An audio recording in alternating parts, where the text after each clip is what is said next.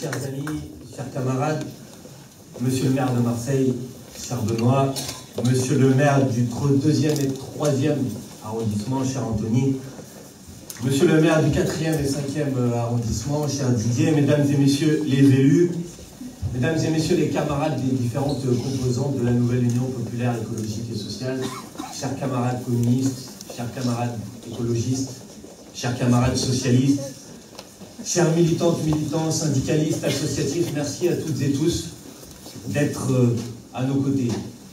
Citoyennes, citoyens, ces vœux, et c'est pourquoi nous voulions être tous ensemble à cette tribune pour terminer ce moment, avant qu'on puisse en profiter un petit peu tous ensemble, s'inscrivent dans un moment qui est un moment bien particulier, et on va en dire quelques mots. Avant cela, je voudrais, parce que c'est important de le faire, remercier les services de la mairie des 2e et 3e arrondissements pour leur aide dans l'organisation de cette initiative. Remercier les militantes, les militants, les bénévoles de la France Insoumise qui ont aidé à organiser aussi ce moment. Et je crois que c'est important de se rappeler à chaque instant que chaque action que l'on mène, que chaque initiative que l'on construit, elle ne serait pas possible s'il n'y a pas des gens qui se lèvent le matin en se disant « je vais venir donner un coup de main » sans ne rien attendre en retour. Et c'est notre force, notre richesse, et il ne faut jamais l'oublier et le souligner, donc je crois que c'est important de les applaudir toutes et tous.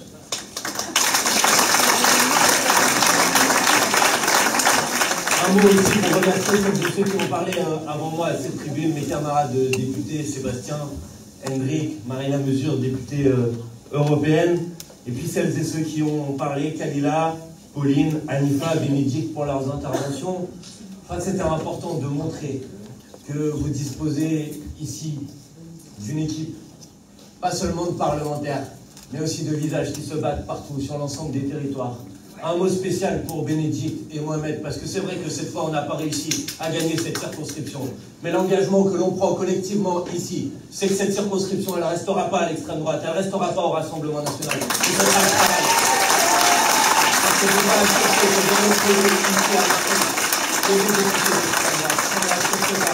une blessure. Et cette blessure, on l'a en tête. Et cette blessure, on prend en sorte de la corriger. Donc on va continuer la lutte et on va continuer la bataille. Bien évidemment, aujourd'hui, ce sont des vœux, donc il faut former des vœux. Des vœux de combat, ça a été dit. Des vœux de victoire, des vœux de détermination, des vœux d'espoir, des vœux de bonheur. Parce qu'on a envie, tout simplement, de pouvoir profiter de la vie, de pouvoir être heureux, de vivre dans la 6e puissance économique du monde sans se poser la question de savoir comment on va faire pour manger, comment on va faire pour se chauffer, comment on va faire pour se soigner si on est malade. C'est ça les vœux que nous formons tous ensemble pour l'année qui s'ouvre. Mais clairement, ce sont des vœux de combat, des vœux de bataille. Beaucoup de choses ont déjà été dites par les personnes qui se sont exprimées avant moi sur cette grande bataille des retraites. Je veux juste redire quelques mots à ce sujet. Parce que je pense que personne ici ne doit sous-estimer l'importance de ce qui va s'ouvrir, ce qui s'est ouvert cette semaine et ce qui va se poursuivre la semaine prochaine.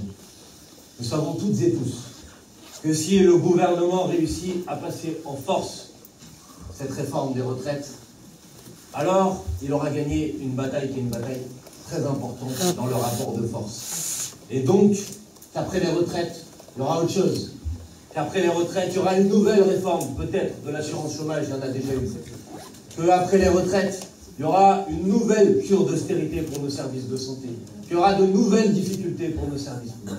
Que nous savons qu'à partir du moment où il aura remporté cette bataille, où il aura gagné le point, où il aura mis à terre la résistance sociale que nous composons toutes et tous ensemble, les différentes organisations dont j'ai parlé en introduction, alors nous savons qu'il aura la voie libre, le champ libre pour continuer à avancer. Donc cette bataille, c'est bien sûr une bataille pour les retraites, c'est une évidence. Mais ce n'est pas une bataille que pour les retraites.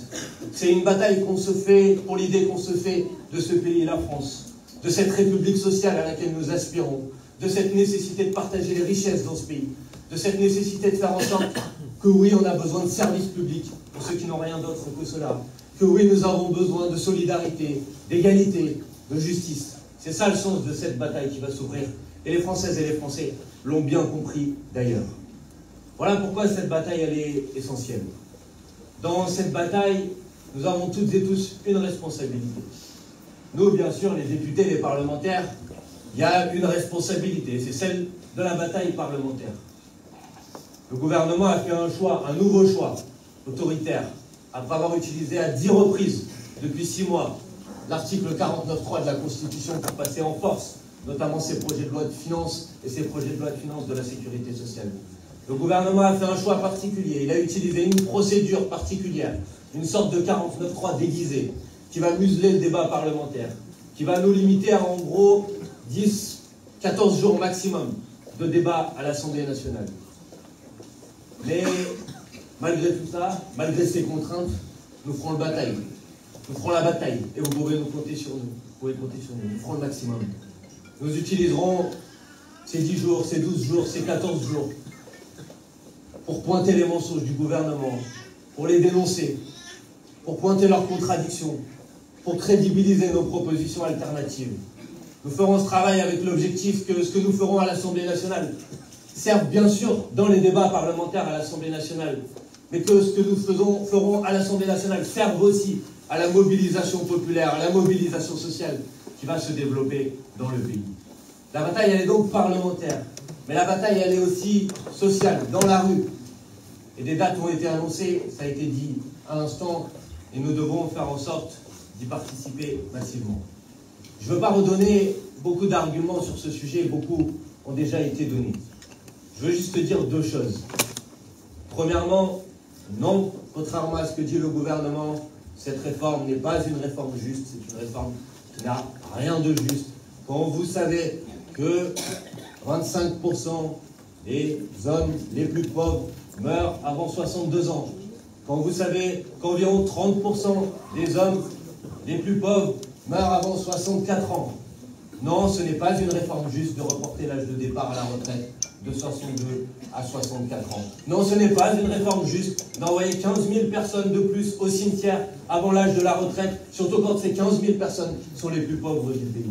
Non, ce n'est pas une réforme juste de reporter l'âge de départ à la retraite quand il y a 13 ans d'espérance de vie entre les plus pauvres et les plus riches. Non, ce n'est pas une réforme juste, et Madame Borne a beau dire à la télé, je ne sais pas si vous avez vu cette formule quand même extraordinaire, qu'elle va demander moins à certains de travailler plus. Elle va peut-être demander moins à certains de travailler plus, mais elle va demander à tous de travailler plus. La réforme de Madame Borne, elle est claire, c'est 2 ans ferme, c'est 2 ans de plus pour tout le monde, c'est 2 ans de plus au travail, et en particulier pour les personnes qui vont commencer à travailler le plus tôt, en particulier pour celles et ceux qui commencent à travailler à 17 ans, à 18 ans, à 19 ans, qui auraient pu avoir leurs 43 annuités de cotisation en arrivant à l'âge de 62 ans, et qui seront condamnés aujourd'hui à travailler encore plus longtemps. Cette réforme n'a rien de juste, et il faut le matraquer partout dans le pays. Deuxième argument, non, cette réforme n'est pas indispensable d'un point de vue économique. Il n'y a aucune, strictement aucune, nécessité économique à réformer les retraites aujourd'hui. Et à la limite, vous pouvez dire sur cette tribune, c'est la NUPES, la gauche, c'est pas objectif. Bon, peut-être que vous croirez le président de la République lui-même. Le président de la République, en 2017, Emmanuel Macron disait « Le problème des retraites n'est pas un problème de financement ». Quand vous interrogez aujourd'hui les responsables du gouvernement sur ce sujet, ils vous disent « Oui, mais à l'époque, les prévisions, elles n'étaient pas la même qu'aujourd'hui. » Mensonge, c'est pas vrai. Parce que les chiffres restent, eux.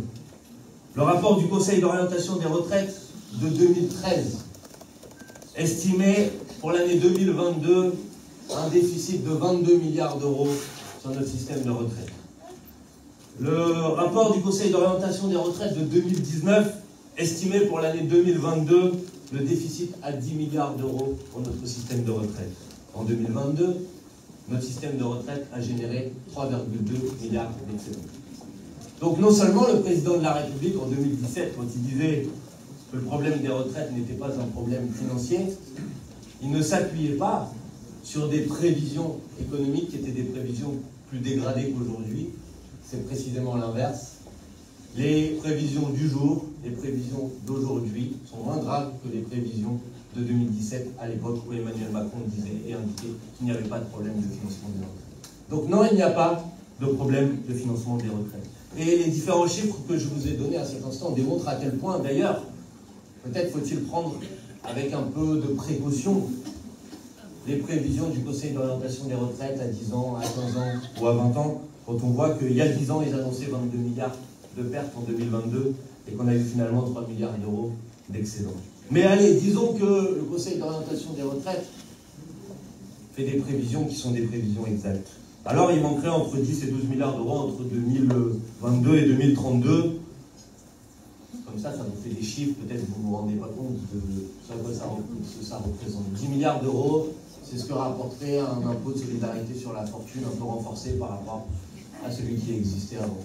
10 milliards d'euros, c'est à peu près la moitié de ce qu'aurait rapporté en 2022 une taxe sur les super profits telle que nous l'avons proposé avec nos camarades de la NUPES. 10 milliards d'euros, c'est à peu près 2 fois plus que ce que rapporteraient des mesures qui permettraient d'obtenir l'égalité immédiate des salaires entre les femmes et les hommes. Les rapports qui ont été faits sur le sujet démontrent que ainsi on pourrait rentrer à peu près 5 milliards d'euros de cotisations sociales supplémentaires. Surtout, ce trou de 10 milliards d'euros, il n'existerait pas si le gouvernement avait fait le choix d'augmenter des salaires plutôt que de mettre en place des primes exonérées de cotisations sociales, où on vous dit oui mais c'est pour que les gens puissent avoir des primes, et on fait ça pendant des années et puis après on dit il y a eu des primes à la place de l'augmentation de salaire, mais ces primes elles ne sont pas soumises à cotisations sociales, et maintenant bah oui il y a un trou dans la caisse de financement des retraites, bah forcément puisque vous avez supprimé tous les financements qui permettaient que tout simplement dans notre salaire, entre le brut et le net, il y a une partie de notre salaire qui est un salaire différé, qui permet de financer nos vies à la retraite, notre assurance maladie. C'est ça la logique issue du Conseil national de la résistance. Donc oui, il n'y a pas de problème économique de financement des retraites. Et allez, à la limite, disons que tout ça, on ne veut pas le faire. Qu'on va accepter aujourd'hui qu'on va demander à des gens de travailler 2 ans de plus parce qu'il y aurait un trou de 10 milliards d'euros par an pendant quelques années avant un retour à l'excédent, et que cette même année où on décide de prendre et de mettre sur la table cette réforme, les entreprises du CAC 40 ont versé un record historique de dividendes de 80 milliards d'euros. Comment on peut l'accepter? On ne peut pas l'accepter. On ne peut pas l'accepter. Donc nos premiers vœux, bien évidemment, sont des vœux de combat. Rendez-vous mardi prochain, le 17, pour la marche au flambeau à l'initiative d'une organisation syndicale. Jeudi prochain, le 19, à la première journée de mobilisation et de grève à l'appel de l'intersyndicale. Samedi prochain, le 21, à Paris, pour la marche organisée par les organisations de jeunesse. Le combat, la lutte, la bataille est notre première résolution, notre premier devoir et notre première responsabilité. Nos vœux sont des vœux de combat et sont aussi des vœux d'espoir, je l'ai dit tout à l'heure. En 2023, faisons mieux qu'en 2022. 2022, Sébastien disait en introduction, ça a été une année difficile, c'est vrai. Difficile pour les gens face à l'inflation, à l'explosion des prix. Difficile, mais aussi porteuse d'espoir. Porteuse d'espoir à travers l'élection présidentielle où nous avons réussi, alors qu'on nous pronostiquait pendant des mois que la gauche allait être balayée de l'élection présidentielle. Ça allait se résumer à un affrontement entre Emmanuel Macron et l'extrême droite. Nous avons réussi, à force de travail, à force de conviction, nous avons réussi à nous hisser à 22% au premier tour de l'élection présidentielle. Et c'est un résultat extraordinaire.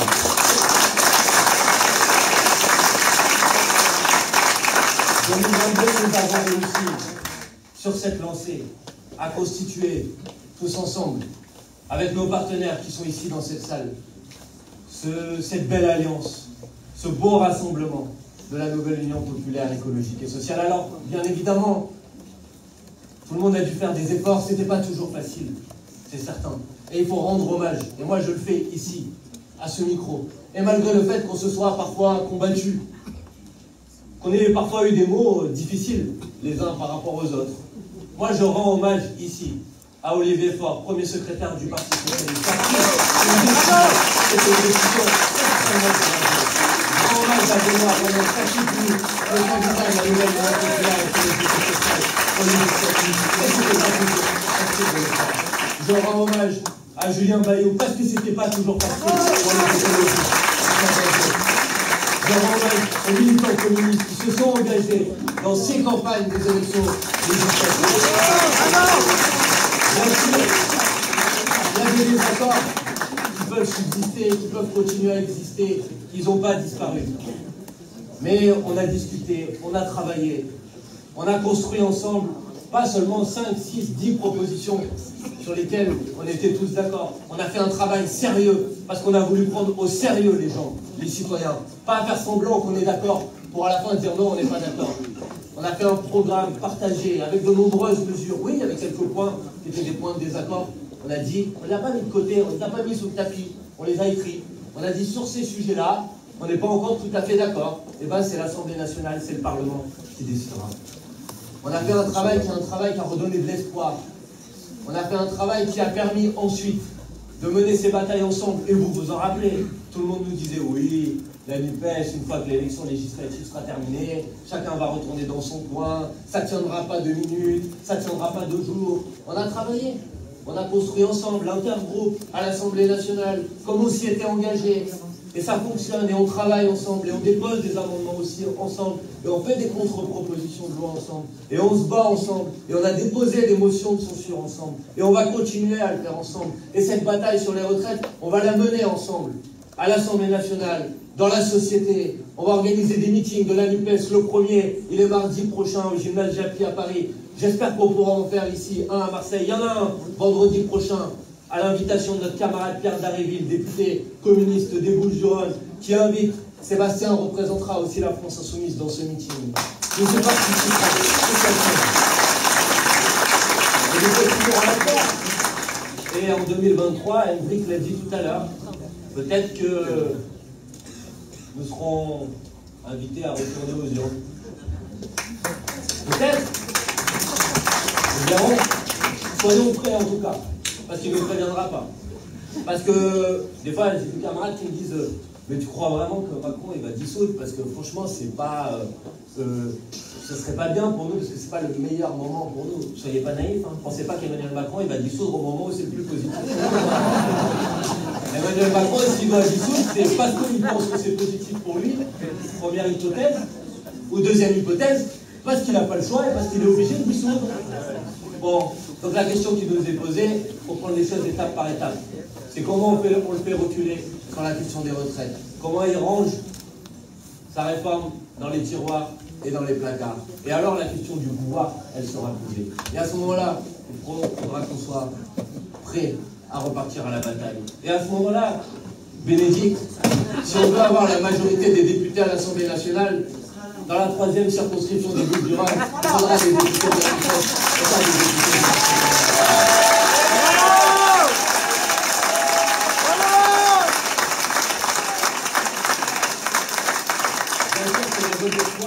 mais c'est aussi des bonnes responsabilités.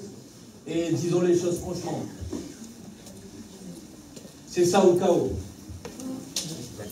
C'est notre victoire cette année, l'année prochaine, le plus rapidement possible, on verra. Ou le chaos. Parce que l'extrême droite, elle progresse. Parce que l'extrême droite, elle gangrène. Parce que l'extrême droite, elle parade dans les médias. C'est news. Mais pas seulement. La banalisation du racisme, la banalisation de l'islamophobie, la banalisation du rejet de l'autre, sans qu'il y ait, comme il y a pu avoir à un moment encore dans notre pays, une réaction collective. Parce que l'extrême droite, elle insulte, y compris au sein même de l'hémicycle de l'Assemblée nationale. Et je veux dire ici en notre nom à tous, notre soutien le plus chaleureux, le plus fraternel à notre camarade Carlos Martens Bilongo.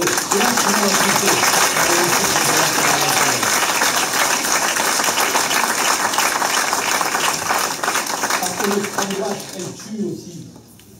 Et je veux profiter de ce micro pour dire notre soutien et notre solidarité à nos camarades kurdes après le triple assassinat qui a eu lieu le 26 décembre.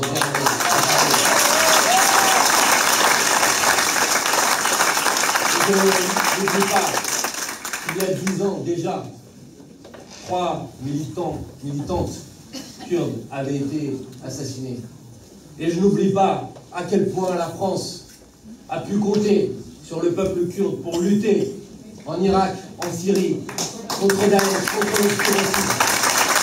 Ne n'oublions pas, nos camarades, participant à la vie. Parce que l'extrême droite, elle menace aussi nos réunions publiques.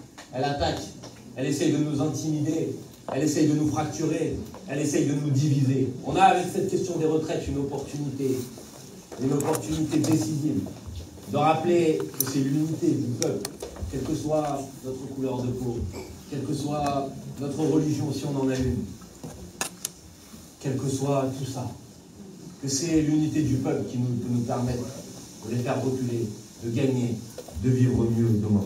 Nous sommes la NUPES, le rempart. Nous sommes la NUPES, l'alternative, ne l'oublions pas. Soyons à la hauteur de cette responsabilité cette année. Si on n'est pas là, alors le terrain est libre pour eux. Je pense que c'est important d'avoir ça en tête aussi cette année. 2023 peut être l'année de la victoire. Ça dépend de chacun d'entre nous. Première victoire au début de l'année, je l'espère. Soyons nombreuses, nombreux dans la rue. Manifestons. Quand on est salarié, participons si possible à la grève. C'est difficile, bien évidemment. Mais il faut le faire, il faut les faire plier, il faut les faire reculer. On a besoin de se mettre en mouvement. 2023 peut être peut-être l'année d'une victoire plus importante. Ça, on verra. Notre travail, à nous, militants, avant tout, faire ce travail, c'est de nous convaincre. Nous avons la force du nombre. Bien sûr, ça a été dit tout à l'heure, nous n'avons pas la force du grand média, nous avons la force du nombre. Si chacun, on rentre à la maison et on convainc 3, 4, 5 personnes, puis après on convainc 3, 4, 5 personnes, de se mettre en mouvement, de participer à la lutte collective, alors à la fin, rien ne peut résister à ça. Rien ne peut résister à la force d'un peuple qui se met en mouvement. Rien, strictement rien. Certainement pas Emmanuel Macron. Certainement pas ses relais initiatives. Personne ne peut résister à ça. Faisons-le. C'est notre travail, c'est notre rôle, c'est notre responsabilité. C'est ma résolution. Je pense qu'on va dire que c'est notre résolution.